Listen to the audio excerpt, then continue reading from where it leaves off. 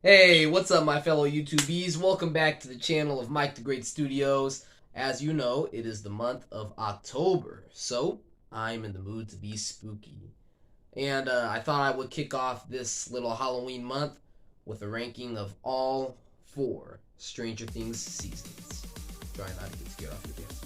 If you like this video, make sure to check out any other content I have posted on my channel. I'm planning on doing more Stranger Things rankings, the characters, possibly. Uh, and just be sure to like and subscribe if you really enjoyed this video. Now, with all that said, let's do this. So coming in last place for this one is probably going to have to be Season 2.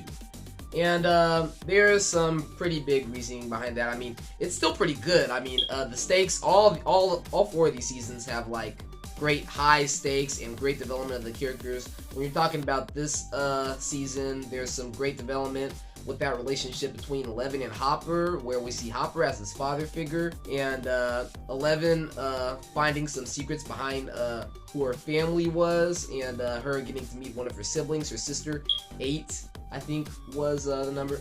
And it's also nice seeing Steve a little more in this heroic upfront babysitter role, protecting all these children after being like a total jerk in in the first season.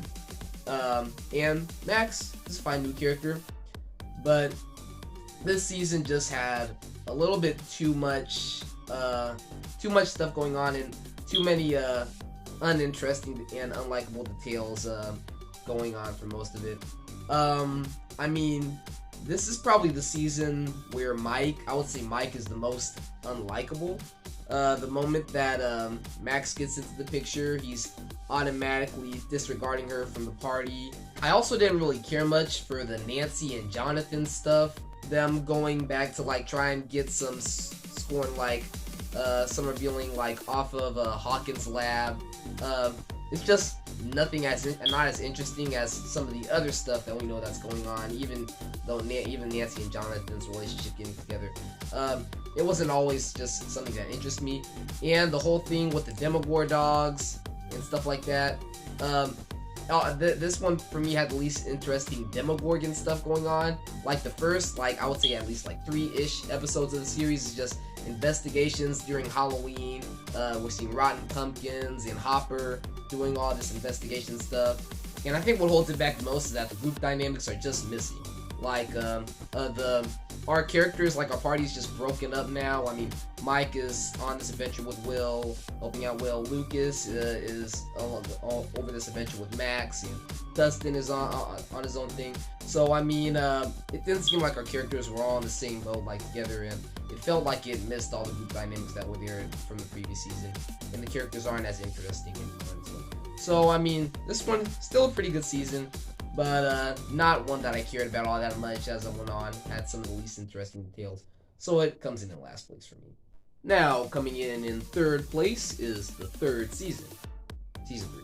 I really liked seeing the relationship between Mike and Eleven in more of that romantic side. Adds a little bit more drama and stuff part to the series, and it's nice. Okay, seeing Max and Eleven starting to build a bond between each other, and this is probably the best that we've seen out of Steve. With seeing him and Dustin being one of the little kids from the party, and Steve being this older teenager, them being in more of that friendship side, them working together, and adding Robin, of course, into the story. It's just like a lot of fun stuff to see like in this series. I like the idea of Billy Hargrove as the main villain. He was only presented as this total jerk in the previous season, and they gave more depth to his character, like more to his story, like how Max came into his life and how that all like worked out for him. But for me, I think this was the season where the show started really going all over the place and a little too far on the demonic standards. From the exploding rats with the dissecting people certain points, and even how it has Billy flirting with Mike's mom, Mike and Nancy's mom. It was just like, I think the show just started going a little too far in this season.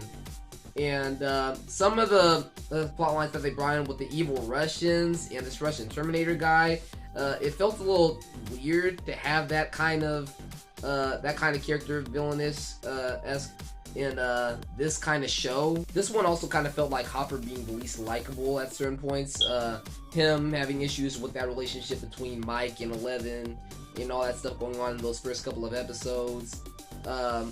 And just not much going on that I cared for with Hopper and Joyce, besides their relationship really elevating in this series. Hopper making that final sacrifice. There's still some like nice fun doing be enjoyed. Dustin singing Never Ending Story at the end with his girlfriend.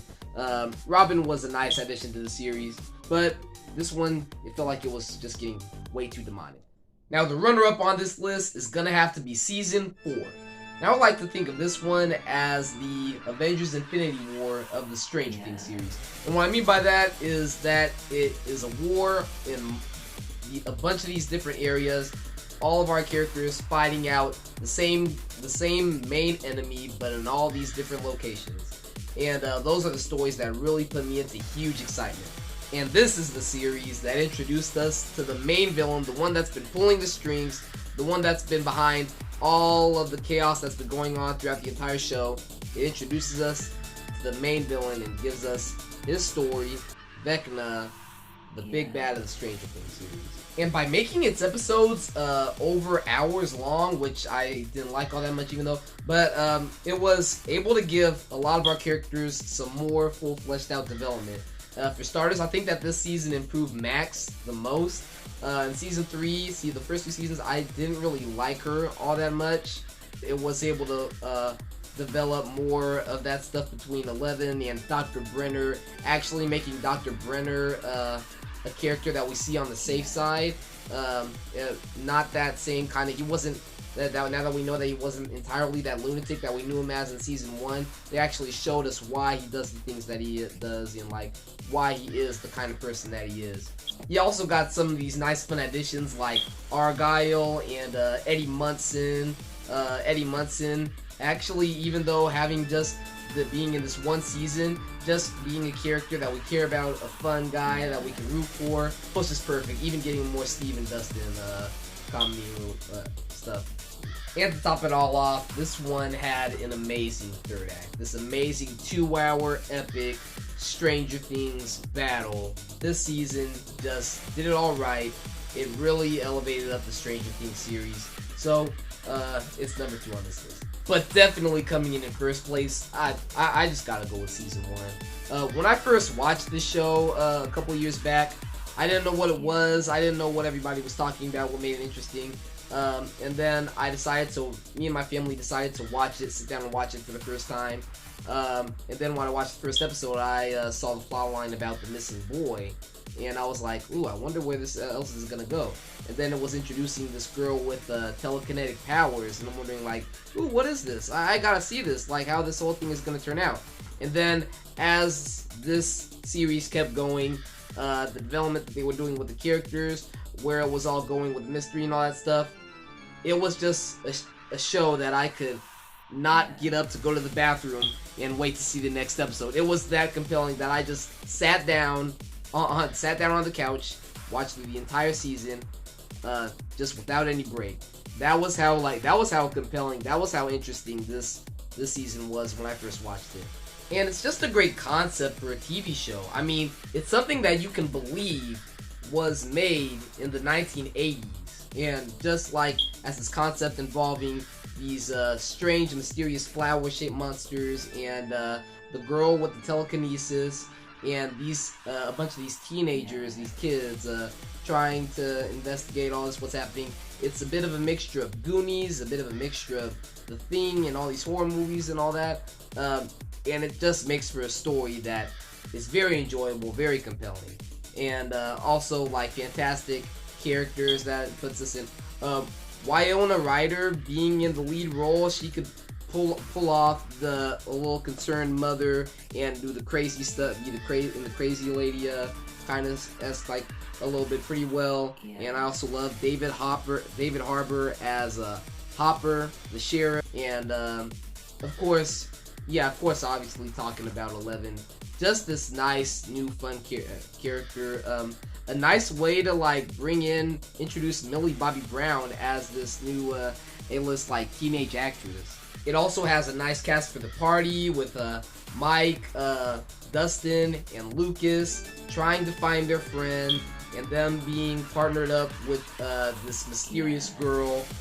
Just the adventure is just a whole lot of fun. Their investigation, and even with Nancy and Jonathan on the side, this season was just amazing. Just a whole lot of fun. A nice way to start off this great series. So for me, this one for me still comes in at number 1. Thank you guys so much for watching. I really hope that you enjoyed this video. Remember, I will be doing some more Stranger Things content. If you like this video, make sure to like and subscribe. Leave me down in the comments your ranking of all these spectacular seasons. And happy Halloween. I will see you next time. Goodbye.